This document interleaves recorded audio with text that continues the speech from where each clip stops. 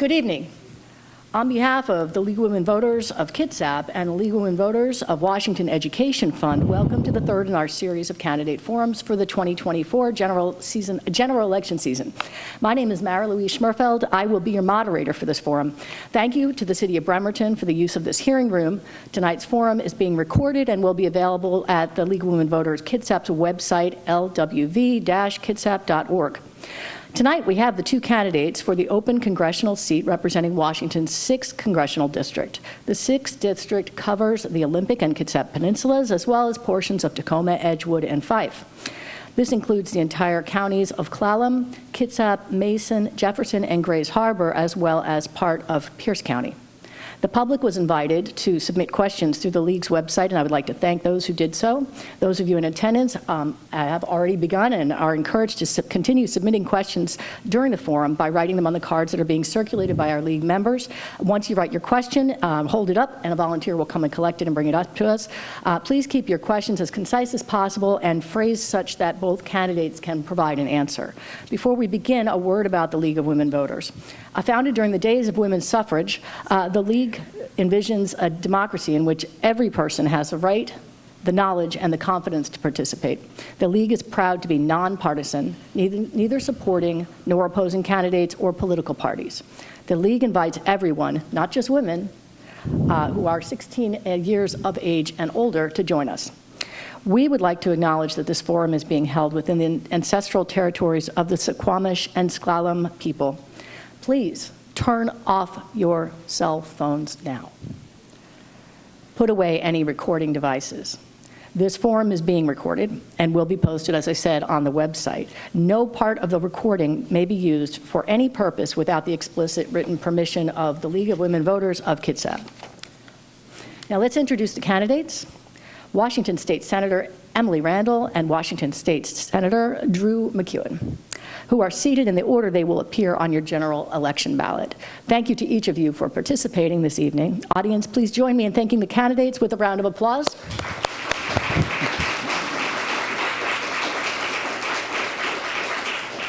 Okay, from now on, please hold your applause until the end of the forum so we can get in as many questions as possible. Okay, here are the rules. Each candidate may deliver a 90-second opening statement, and at the end of the forum, a 90-second closing statement. Opening statements will be in the order of the candidate's name as they appear on the ballot. Closing statements will be in the reverse order. Each of you will have the opportunity to address each of the questions in rotating order, meaning that every other question will be addressed first by either candidate Randall or candidate MacEwen.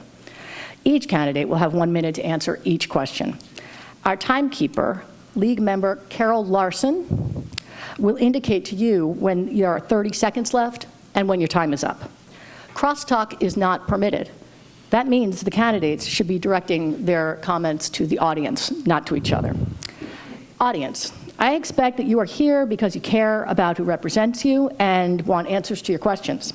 I expect you will be respectful to the candidates, which will allow us to hear their answers and better inform our decisions when we do vote. Now let's hear the opening statements, starting with you, Senator Randall. Thank you so much to all of you for joining and to the League for organizing. I'm Emily Randall, and I have proudly served as the 26th District's state senator for the last 6 years. I grew up here in Kitsap County, just like my parents before me. My grandparents came to Kitsap in search of opportunity for themselves and their families.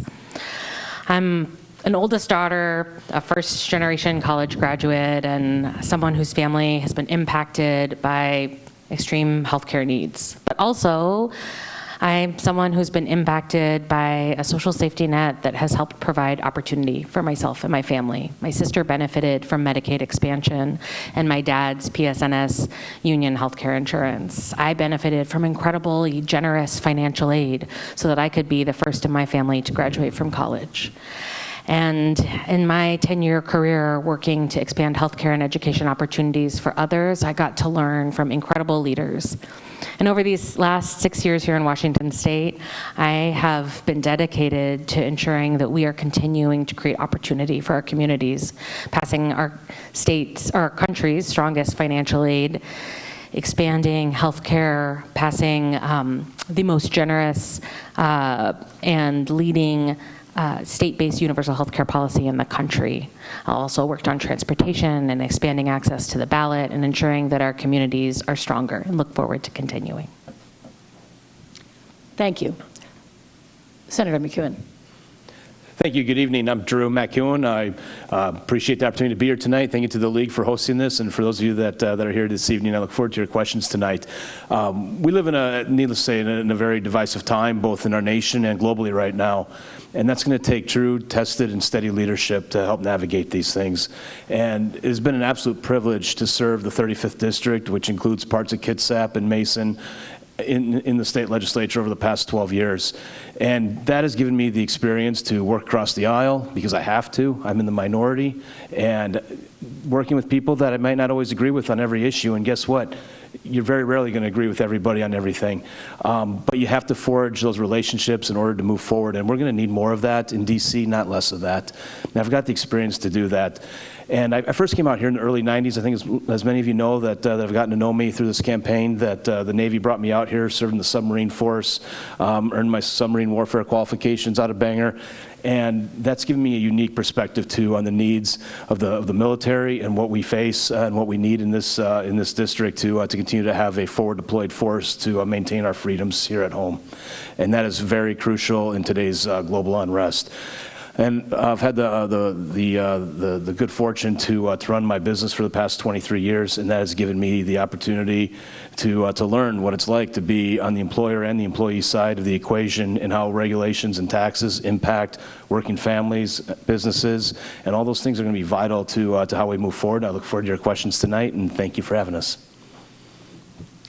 Okay, now to the questions. First question will be for Senator Randall first. The 6th Congressional District is considered a working-class district. A considerable portion of the individuals and families you seek to represent in Congress are overburdened with the cost of living. While some economic indicators suggest things may be getting better, many of us are still feeling the squeeze of high prices. We will have specific questions about housing later, but right now I'd like to focus on the challenges district residents have affording groceries, gas, childcare, and other basic needs. If elected to Congress, what policies would you support to help middle and low-income residents afford their lives, get out of debt, start living more comfortably, and even plan for retirement? Thank you. You know, affordability is something that I find myself talking about a lot with neighbors in all 6 counties of this district. You know, whether folks, you know, live in more expensive waterfront housing in Gig Harbor, or whether they live, you know, in a more rural area where the prices are not quite as high, everyone is feeling the pressures of more expensive housing, but also other high costs. I do appreciate, you know, the chance to kind of break apart some of those high costs, because the economic indicators at the highest level don't really reflect what people are facing in their individual lives and budgets. Childcare costs are very high. We've made big progress here in Washington State, but we need increased federal subsidies and federal operating dollars to help continue decreasing the cost of childcare. We need to keep working on education pricing. We've expanded financial aid here at the state level, but we haven't seen the investments at the federal level we deserve. We've worked in Washington State to lower the cost of prescription drug prices, and the feds have started to keep up, but we need more leadership there as well.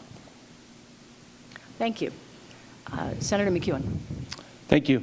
There's a number of things. You know, a lot of it is state-driven, but at the federal level, we need to look at stability, and that includes things like making sure we fully fund the flood insurance program, which our neighbors in the southeast are experiencing horrible ramifications on right now. So ensuring that program is there. Yes, this district is very rural, and that means we've got to be bringing infrastructure dollars here. And over the past 12 years that I've been in the legislature, along with my seatmates, we've brought in over $1 billion through the 3 different budgets at the state level. And those infrastructure investments are crucial, especially in a rural area. We have an opportunity right now with the Navy where they're expanding their drone program. We have areas in this district where that would be an extraordinary opportunity to expand jobs and infrastructure. We've got to continue to promote those types of investments and make sure that our shipyard is getting the investments it needs and the wages that are needed by our civilian workforce, and making sure our military has the resources. And frankly, you know, when we look at some of these high costs that have happened, look who put them in the place here at the state level. And I'm out of time. Okay. Next question is for you, though, and that is, can you speak to the Kroger-Albertson merger and price gouging by food corporations?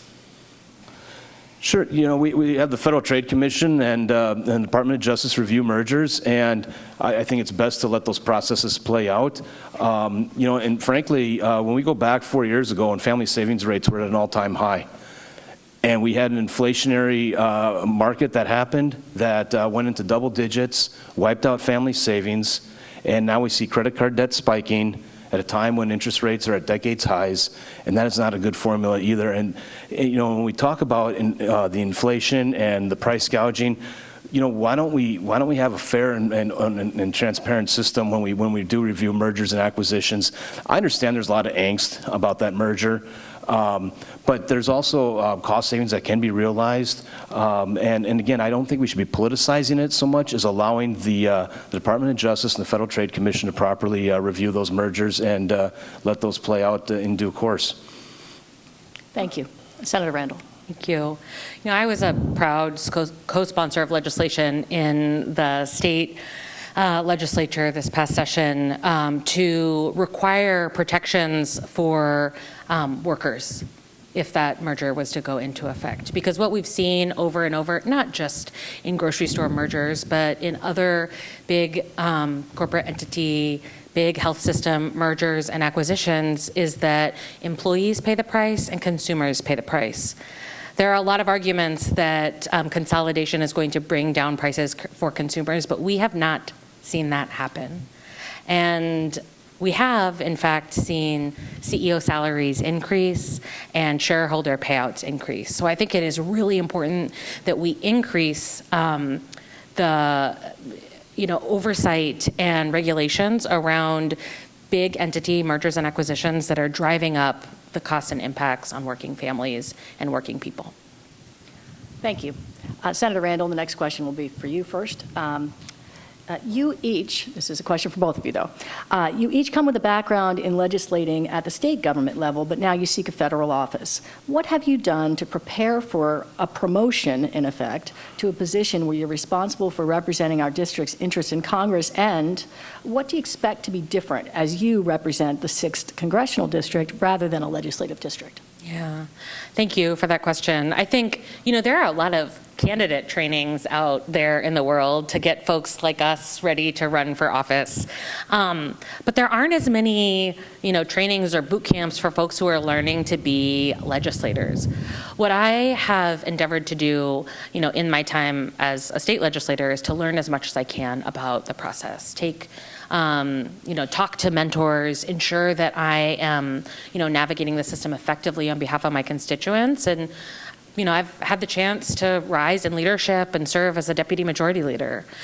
As I've been endeavoring to secure this promotion, I've been having conversations with members of Congress across the country and their chiefs of staff and staffs, including Congressman Kilmer and his current and former staff, to talk about what has worked best in their office, what the opportunities for improvement are, and how we can better serve our communities. I'm going to continue doing that work up to Election Day, and if you elect me, long after, so that I can be the best advocate for all of you.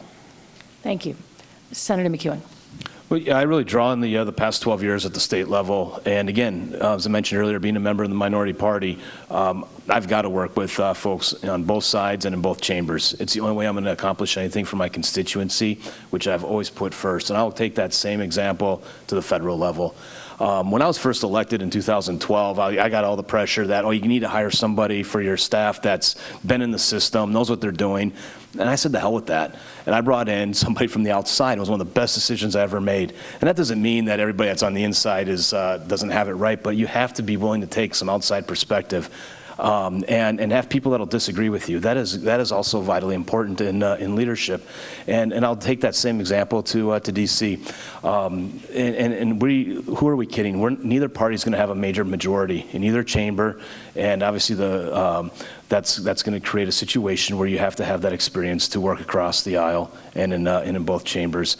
And I'm committed to doing that because my constituency will come first. Thank you. Senator MacEwen, voters have endured years of partisan party politics that have produced far too few answers or solutions for people's actual problems. If elected to Congress, how will you work across the aisle, putting country over party, to find solutions to the issues that are critically important to everyday Americans while staying true to your principles? And I'm going to add to this a question that was submitted by an audience member because I think it folds in, and it's a very interesting question. What would you say in seeking this new office, what is your biggest weakness with people? Sure, that's a lot for 60 seconds. We should go to 90, seriously. Well, that's a good segue from my previous answer. I believe in finding common ground. And Congress right now is so polarized and unfortunately a reflection of our nation in that regard. And the more pragmatic leadership we have in the middle, the quieter it makes those fringes. And the fringes are loud right now in both parties. And I've said this before, neither party's got a monopoly on the wackos. We've both got them. But the more that we have pragmatic leadership in the middle, the quieter those fringes become. And I apologize. What was the question from the audience in this? The question from the audience, and I'm just going to read it verbatim. The question from the audience is, what is your biggest weakness with people? Yeah. I see this in my business life. It's delegating, and I have a tendency probably to hold on to too much. And you've got to, if you're going to have an organization that's moving in the right direction, you lay out that vision, and you got to entrust your people to move forward. And I think sometimes I have a tendency to hold on to too much and try to do too much on my own. And I think when you know what your weakness is, that can make you a better person. So really working hard to delegate more. Thank you. Senator Randall? Thank you. Drew and I talked about bipartisanship a lot in every forum that we're in. I grew up in a household with a Republican dad and a Democrat mom. And so I've had lots of conversations and loving disagreements around our kitchen table. And I've brought those experiences with me when I've worked to win elections in a district that elects me alongside two Republican representatives in 2018 and 2022. Our neighbors in the 26th district, more than a partisan ideologue, want someone who's going to show up and work hard for them. And I'm really driven to do that. I would say one of my biggest challenges is being too impatient to move too quickly in a system that's designed to be slower and a little more methodical, right? The checks and balances in government, the two chambers to pass policy is designed to be slow and to weed out not so good ideas. And, I've had to learn to navigate that system and, be frustrated, but keep going when we don't pass our best ideas the first time. Thank you. The next question is also for you. This is from an audience member. I am very concerned about the lack of federal VA resources in Kitsap County. While their VA clinic is very good at providing small-time medical services, there are no VA offices in Kitsap for filing disability claims. What are you willing to do for veterans and their families? Yeah. I remember being at that groundbreaking for the Silverdale clinic when I was first running for office. And I know it took a long time to get those doors open. And this is an example of a problem that doesn't only impact veterans in Kitsap. We have a shortage of healthcare access here. We have a shortage of primary care. We have only one hospital that delivers babies. We have long wait lists for mental health services. And often folks who could qualify for services at the VA are going to private civilian health services because they just need to get care. And we're all too short in access. I've been working on healthcare pipelines, trying to get more folks trained into the positions that we need, but I'll also work to advocate for a budget that invests the dollars that we need into customer service at the VA in communities like ours. Thank you. Senator MacEwen. Thank you. I think one of the worst things that the Department of Defense did was its healthcare consolidation, and that included the Naval Hospital in Bremerton. Both of my sons were born when I was on active duty, and in doing that, That turned away care from active duty families and retirees. And that's putting them out into the private sector where we don't have enough supply to meet that demand. So that's something right there that needs to be reversed and reopen that and expand that care. And I think, you know, when we speak to the VA system, we don't always have to duplicate everything within the bureaucracy. Why don't we also use that hospital to provide VA care and staff it appropriately instead of, you know, expending the money to build yet another facility if we can meet the demand through that hospital? And I mean, I'm open to that. So there's that end of it. And I think, frankly, under the previous administration, one of the good things that came out of the VA system was that it did allow for veterans to go and get primary care outside of the VA system and have the VA pay for it for those that were eligible due to a disability they incurred on active duty. That's taken some of the burden off of the VA. So again, it's not always about having yet another facility, but let's expand where we can get the care. Thank you. The next question is for you, Senator MacEwen. Senator Bernie Sanders is circulating a letter in both houses of Congress advocating stopping all forms of weapons from being supplied to Israel. If you were in Congress now, would you sign that? Would you support that bill? Why or why not? Absolutely not. You have a choice here, folks. You want Iranian-funded terrorist organizations taking over the Middle East, or do you want our ally to be able to defend itself? I'm going to take our ally every day of the week. To me, this is appalling that a sitting U.S. Senator would suggest that we let the Iranian terrorist organizations take control of the Middle East. That is the wrong direction. So no, I would not support that at all. Israel is a vital ally to the United States, and we need to ensure that they have the support that they need to defend from foreign aggression and, frankly, from an enemy that has vowed to wipe them off the face of the earth. That's a fact that's out there. And they are surrounded by, again, two funded organizations directly from Tehran that wish to remove them, that deny the Holocaust, and are avowed enemies of both Israel and the United States. That, to me, is horrendous that something like that would even be circulated. Thank you. Senator Randall.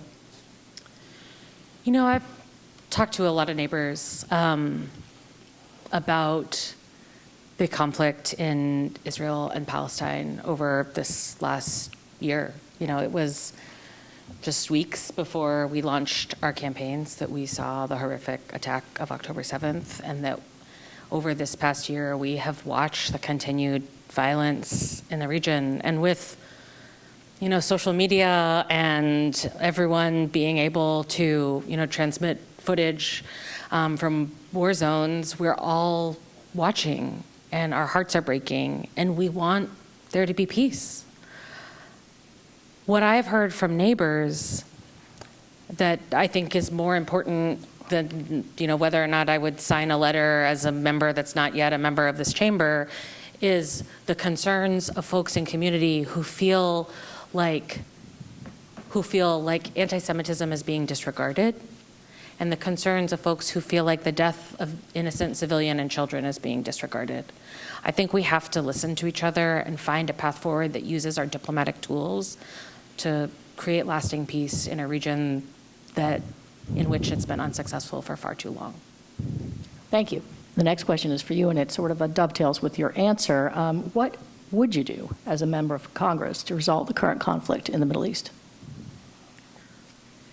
I would hope that we were not banking on me, a new freshman member, to solve a crisis that has been ongoing for longer than my entire lifetime. I don't have a background in foreign affairs. I don't have a background in national defense. I don't have a military background. I am eager to get to DC and to learn and to be a good colleague and to be part of building coalitions to create solutions and budgets and policies that deliver real results for the people of our country. But, you know, I haven't had any classified briefings. I don't have the experience to create a solution to a problem, and I don't think you'd want me to be making the decisions on how to solve this issue. Senator MacEwen, same question. Yeah, we have more than one ally over there as well. And that, you know, in addition to Israel, Jordan has been an ally through the years, as has Egypt. They all, just like the United States, though, they all have their internal struggles, of course. But we need to ensure that we're standing strong in that region with our allies, because the alternative is scary. Recent estimates are Iran is literally weeks away from being able to deploy a nuclear weapon, or at least to have a nuclear weapon. Let me correct that. Their deployment of it is another matter. That is a scary scenario. And appeasement has not worked with that country, just as it did not work with Nazi Germany.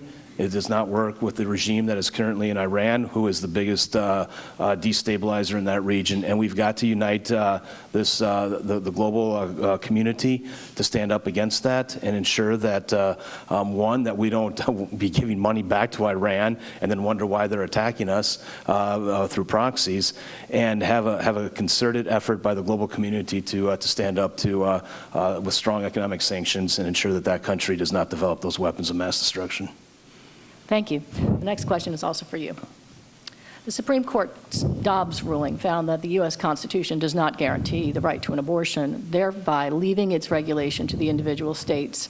The Democratic candidate for President, Kamala Harris, has urged Congress to pass legislation that would codify the right to an abortion. Senator Lindsey Graham has proposed legislation that would prohibit abortion nationwide after 15 weeks, with exceptions for rape, incest, and the health of the mother, while still allowing states to ban abortion even more strictly.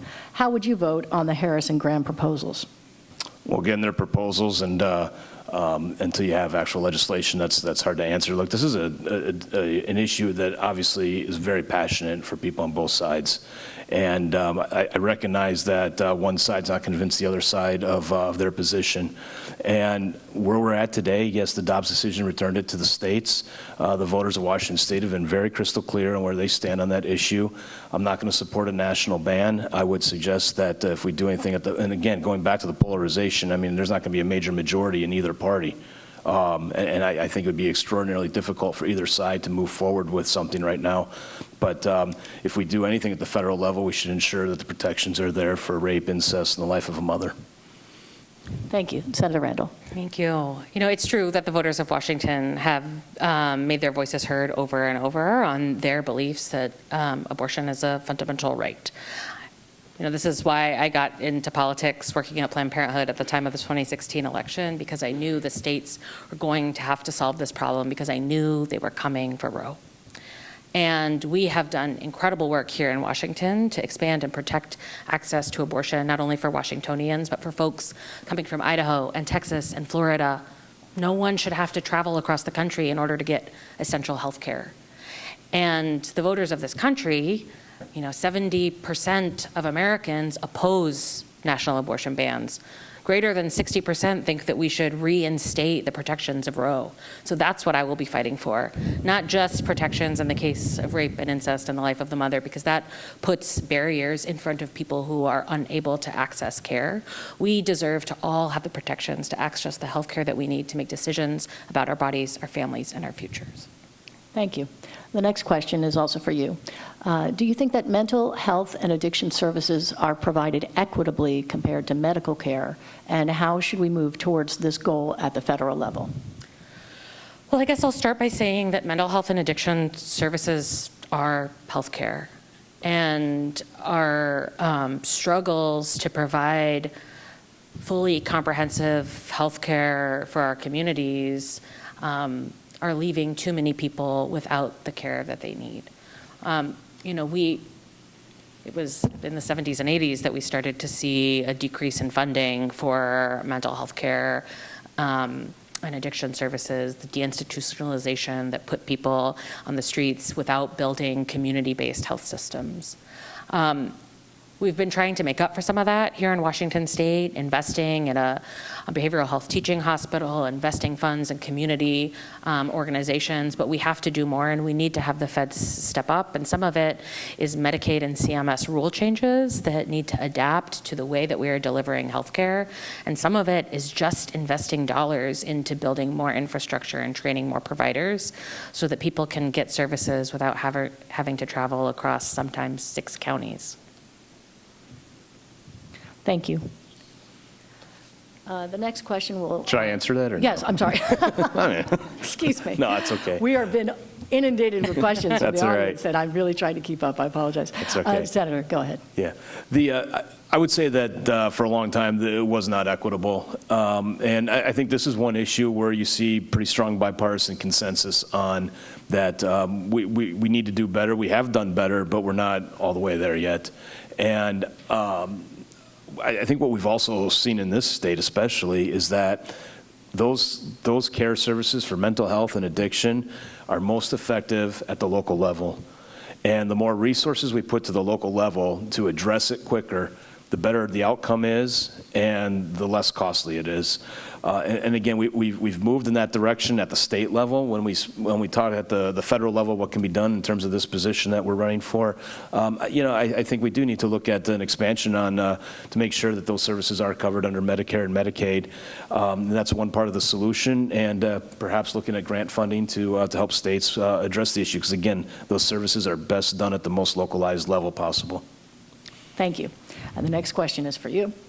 The Second Amendment right to bear arms is arguably one of the most complex and debated portions of the United States Bill of Rights. What is your position on the federal government's legitimate ability to regulate firearms? And more specifically, what changes, if any, to the current federal regulation of firearms would you support?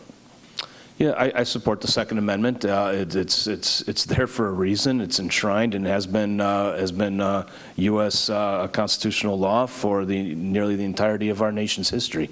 And it's also been ruled that reasonable protections are certainly admissible under previous court rulings. But there is a line there where infringement becomes an issue. So when we address what can be done at the federal level, I think we need to put more resources into our background check system so that it's more accurate, more quickly. And we also, to that point, need to more forcefully enforce those that are denied. It's illegal to attempt to purchase a gun if you're not eligible to, and when you sign that form, and if it comes back that year you can't get one, and if that's a legitimate reason, we need to prosecute those. And in very few circumstances does that happen. And what message does that send? It sends the message that go try somewhere else. And we've got to stop that system. And this is tough with 60 seconds to do that, but. Thank you. Senator Randall. Thank you.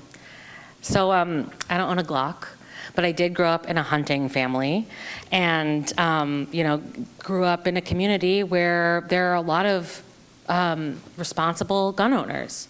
And I was in public schools at the time of the Columbine shooting.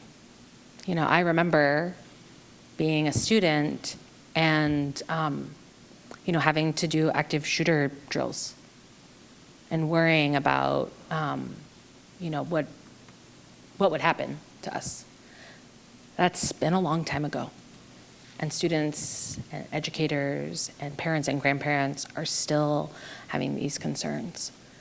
We have made incredible strides here in this Washington, some at the ballot by initiative, and some in the legislative process to pass common sense regulations for firearms, to strengthen our background check system, to pass more red flag laws so that we keep weapons out of the hands of dangerous people, and to allow people to add themselves to the red flag list.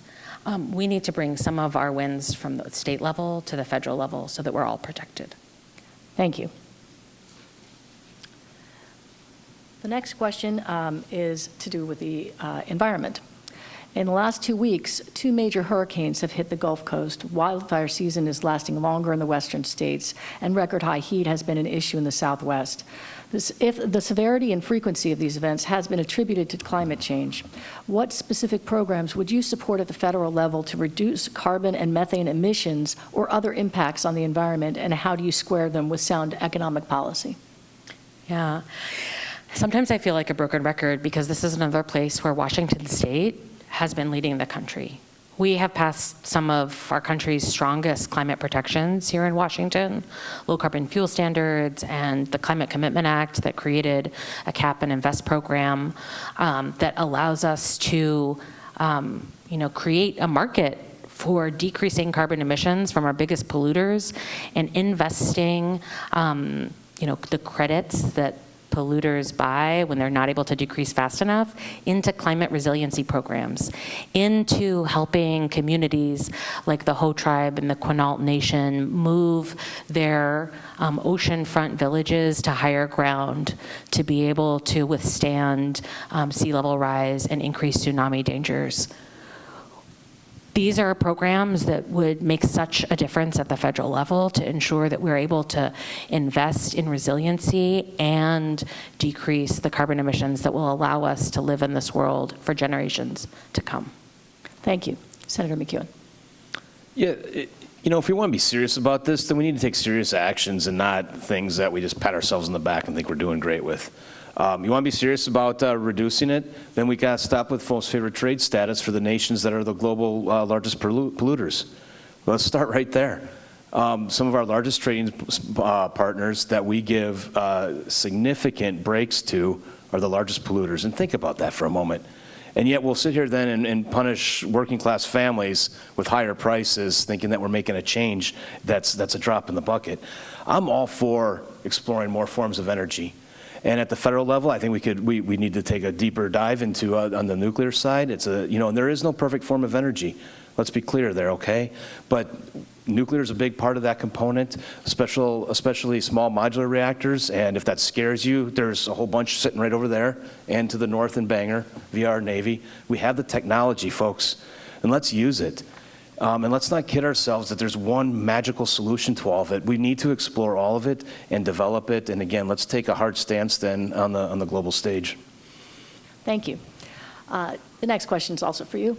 The 6th Congressional District is vast, stretching from Tacoma to Cape Flattery, and is also one of the most geographically diverse in the country, including both dense urban areas and many rural communities. It follows that the district has many and varied challenges when it comes to transportation, including traffic congestion, infrastructure issues, and the ferry system. In seeking federal funding for our district, what would be your top 3 priorities in that area?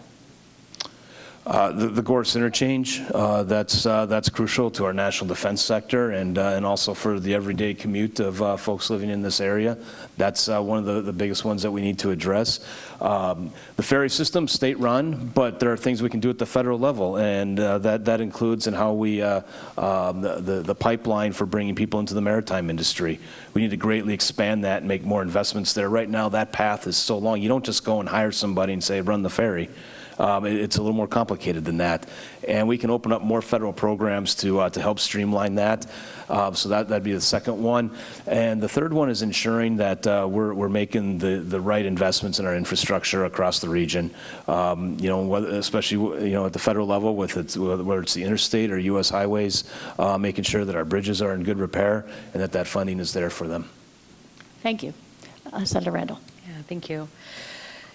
You know, I have had the great pleasure of serving on the Transportation Committee 5 years of my term in the Senate, and being one of the Senate's lead negotiators on the Move Ahead Washington infrastructure package that got the state's first and largest investment into our work to create a solution for the Gorse interchange. Also an investment in building, finally, new ferry infrastructure.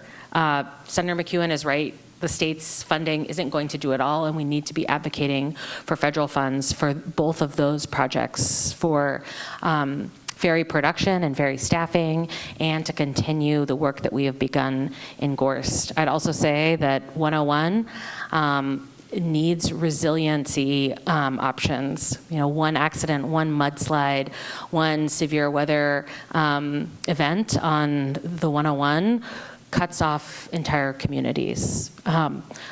But all of those investments are at risk if we don't protect the Climate Commitment Act at the ballot this year, because that's how our transportation package at the state is funded. Thank you. The next question is for you, and it's actually 2 questions combined from the audience. I'm going to read them verbatim. The Harris-Biden administration has opened the border for 3.5 years, allowing drugs, criminals, terrorists to invade our country and cause extreme stress to our cities, services, and bankrupted our country. What is your stance? And the follow-up is, should tax dollars be used to pay for the health care costs of illegal aliens? Well, I guess first I would dispute that our country is bankrupted, and that, I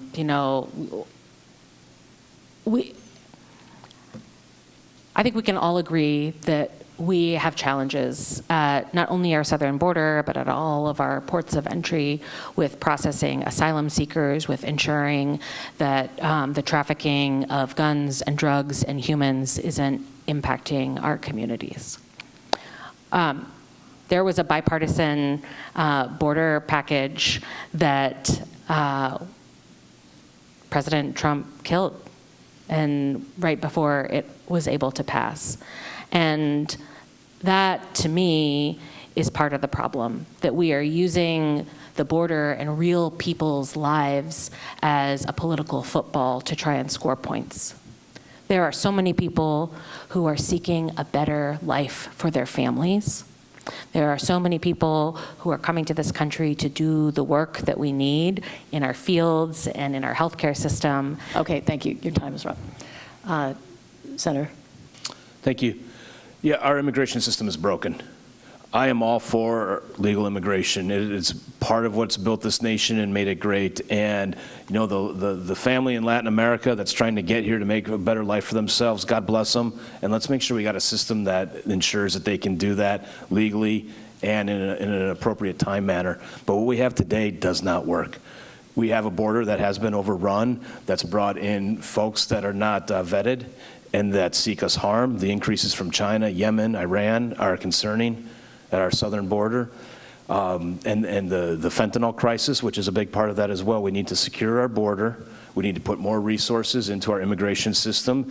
We need to reform the asylum issue. There's a 1980 law that, frankly, incentivizes you to get here and claim political asylum because we can't kick you out then. And after 180 days, you're given a work permit, and the system is so backlogged right now, it can be 10 years before you have that court hearing. That's not a system that works. And I'm out of time. Thank you.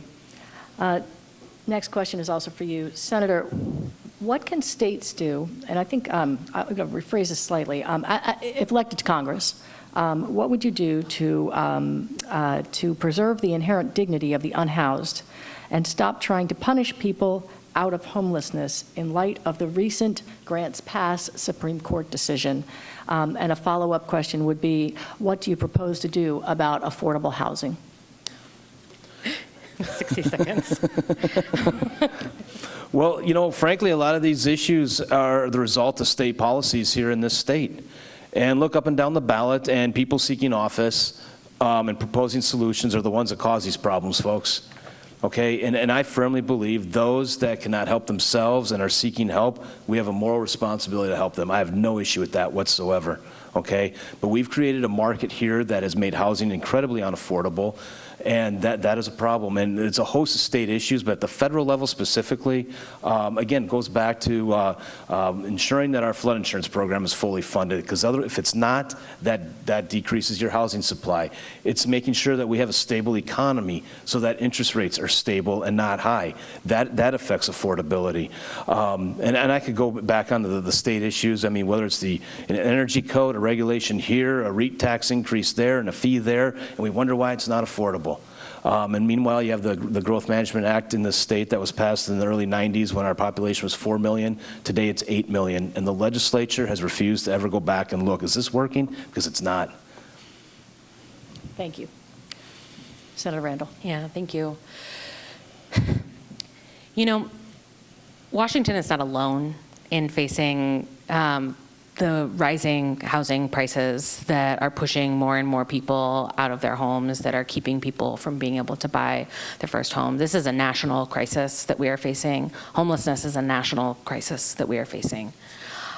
We have made big progress over these last 6 years in the legislature under Democratic control in investing in housing affordability, investing in first-time homebuyer programs, investing in programs that allow people to get the emergency grant funding that they need to stay in their homes. The biggest cause of homelessness is a single eviction. Folks who, because they've lost a shift, because of COVID, because one person loses their job, one of their roommates, they lose their house and they can't get back in. some of the programs that we have seen work are housing first programs, where social workers are out there in camps offering people opportunities for housing. I know the League has been very involved in some of this work and this policy, and I'd like to see those continue, in addition to more HUD grants. Thank you. The next question is also for you. Salmon is a keystone species of the Salus Sea and its environs. If elected, how will you use your position to advance habitat restoration, and specifically, how will you take into account the interests of the various stakeholders, including commercial and recreational fishing, environmental groups, and Native American tribes? Yeah. You know, I think our best policy takes into account a broad coalition of input and feedback to ensure that we are listening to, the sovereign tribal nations that have treaty rights over the co-management of our waters and rights of fishing. It takes into account the interests of commercial fishermen and takes into account the interests of environmental activists and business owners and the folks who want to live in this beautiful place for generations to come. I've been really proud to, as a member of the Senate Democratic Caucus leadership, to meet with tribal leaders every other week during legislative session to hear their concerns and positions on policy and to work alongside them to invest in salmon habitat recovery, fish passage barrier removal, eelgrass meadows, and kelp forests. And we have much more to do, but I'll continue to work alongside our neighbors to preserve our planet. Thank you. Senator? Yeah, I'm happy to work alongside. Just recently, I met with both the Squaxin and the Suquamish tribes and talked about a variety of issues. Fish is definitely one of them. I mean, there was a time when the battle was over whether they could actually go out and fish and for how much. And today, it's more about the battle of can we actually catch anything, and that's an issue. One of the things that's key at the federal level, and is frankly the protections that are in place on the seal population. And I'm at the great risk of possibly offending somebody, and hopefully she's not here, but it's like the raccoon lady in Paulsbo. Okay, that's what we have with the seals right now, and it's not a joke. I mean, it's funny, but it's not, and it is very hard to mitigate that, and that has had a dramatic impact on our native runs and also on our hatchery runs, and that program has got to be reformed so that we can, when you properly have game management and conservation, the environment thrives, and right now it's out of balance, and that's a big part of that issue there as well, and we'll run out of time to go into further on that. Okay, thank you. Senator MacEwen, over the last decade, the 6th District has seen the closure of several critical healthcare facilities, leading to physician shortages and inadequate access to care for our residents. Kitsap County is now considered a healthcare desert, in large part due to the downsizing of Naval Hospital Bremerton. Residents report it can take over a year to see some providers. If elected, what will you do to address that situation? Yeah, and I mentioned the Naval Hospital earlier. We need to get that fully reopened, and that'll help to take some of the pressure off the community at large. So that'd be one of the first and foremost things we could do.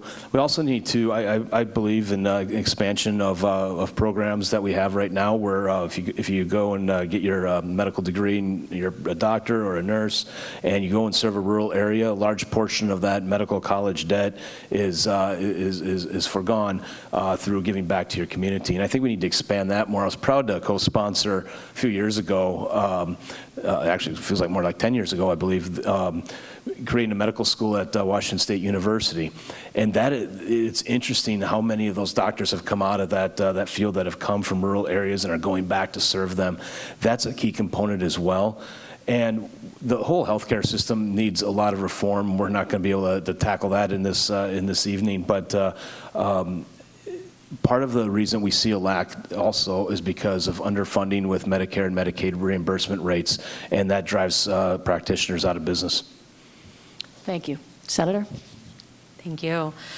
I agree on many points that we need to increase Medicare and Medicaid rates. Those are, I've fought to increase Medicaid rates for my time in the legislature, getting additional provisions in the budget for primary care, for mental health care, for pediatric care.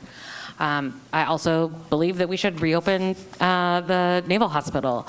And I believe that we absolutely must have policy like I've worked on for the past 5 years to have oversight over healthcare consolidation and acquisition. These mergers and acquisitions are eliminating choices for our neighbors and closing down doorways and making so many people commute all the way to Seattle, to get the care that they need.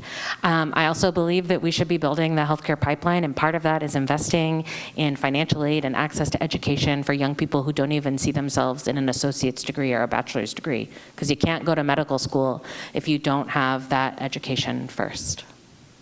Thank you.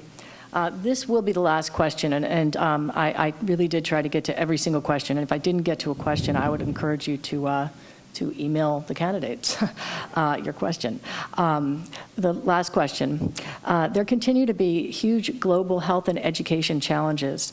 There are a number of bills and resolution currently under consideration in Congress addressing these challenges. Among them are support for Gavi, the Vaccine Alliance, the End TB Now Act, and the READ Act. How important do you think it is for the United States to be a leader in funding global issues? And if elected, would you support, advocate, and vote for these bills? I'll move first, yeah. I don't know specifically what bills those are that are listed, but I do think that our country has a responsibility to be a leader in global health. We saw when we were faced with the COVID pandemic that our country's defunding and deprioritization of outbreak public health planning led us to be slower in responding to a global health crisis. It is our responsibility to ensure that we are prepared not only for our own safety, but to ensure that a global pandemic doesn't again impact, all of our economic partnerships, our trade partnerships. We are connected. We cannot, build a wall around this country and hope for the best. We have to ensure that we are continuing to lead like we have before. And I believe that strong public health investments and policies lead to better health outcomes, better economic outcomes for all of us. Thank you. Senator MacEwen.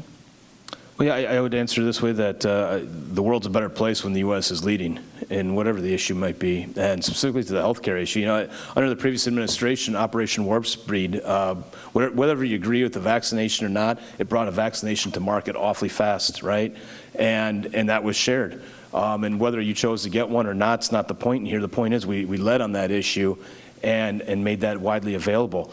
And we need to continue being a leader in all areas, including healthcare. And I have not read those bills either, so I can't speak to them specifically. But I'll also add this. I don't think it's fair for U.S. taxpayers to subsidize other nations with our research and our technology. I'm fine with sharing it, but they need to fully share in the cost then as well. And there are nations where through our trade agreements where we can make things more affordable, and I'm open to that. And look at what some of our former presidents have done from both parties and the outreach they've done in Africa, in Latin America and South America, and again, presidents from both parties, and I think those are good things that happen. Thank you. Before the candidates give their closing statements, I want to remind everyone that the link to this forum is located at lwv-kitsap.org. To learn about the items on your voting ballot, I will also refer you to the website of the Kitsap Auditor's Office, as well as the official state and local voters pamphlets sent to you in the mail. To make sure that your vote counts, return your ballot by mail as soon as you can, or deposit it in a drop-off box by 8 p.m. Tuesday, November 5th. Now, let's get some closing statements from the candidates, starting with Senator MacEwen. Thank you, and thanks again for having us here tonight. And for those of you that came and are watching, I appreciate the opportunity to be here before you. And I'll add one tidbit on the ballots. If you want the phone calls and the mail to stop, turn the ballot in right away because we cross you off the list. Both sides do it, okay? So it'll make your life a lot easier if you hurry up and vote. So go get it done. Folks, I am honored to have the opportunity to run for this office and to have served my district for the last 12 years at the state level. I present to you tonight my resume, and I'm asking for your vote. My time in the Navy and in running a business, and as I mentioned, these last 12 years in the state legislature, I believe have given me a well-rounded view in how to govern and how to put my constituency first, which I'll continue to do, and to be a leader. And the issues that face us as a state, as a nation, and in this world are complex. And it's going to take pragmatic leadership to get that done. And tonight, with the questions that were offered, I did my best to go in 60 seconds to give a solution to each one, and not have a puffery story just to give. We've got to have actual solutions, and I'm committed to doing that and to listening to all sides. And again, I thank you for having us here tonight. And I will be working as hard as I can to earn your vote. And if there are things that came up or did not come up that you want answered, I'm happy to get those answered. And it's easy to find me. My personal cell phone's in the voter's pamphlet, and I've always done that. And the thing blows up between now and Election Day. So if there's something we didn't get to, give me a holler. And again, I thank you for having us here, and I'm asking for your vote. Thank you. Senator Randall. Thank you so much. It's a pleasure to get to spend time with League members who are so dedicated to ensuring not only that yourselves, but our communities are well educated and engaged in democracy. It was amazing to hear the number of young people at South Kitsap High School that have registered to vote over the last few days because League volunteers have been in the cafeteria. You know, I've been honored to serve this community for the last 6 years, to be elected by my neighbors in Kitsap and Pierce County in 2018 and in 2022, and in this primary to have won and come out in first place more than 10,000 votes ahead of my nearest colleague. I would be honored to win your vote again, to be sent to DC to fight to deliver on healthcare affordability and access the way that I have done here in Washington State, to deliver results on education and opportunity, not just a 4-year degree, but apprenticeship pathways, the way that I have done in Washington State, to negotiate transportation and infrastructure projects, and to earn the respect of my colleagues, to be in a position to continue leading the way that I've done here in Washington State. I also have the chance to make history with your help, to be the first woman ever elected to serve the 6th Congressional District, and to continue leading on women's rights, on abortion rights, and to deliver results for all of us. I hope you'll vote for me. Thank you very much.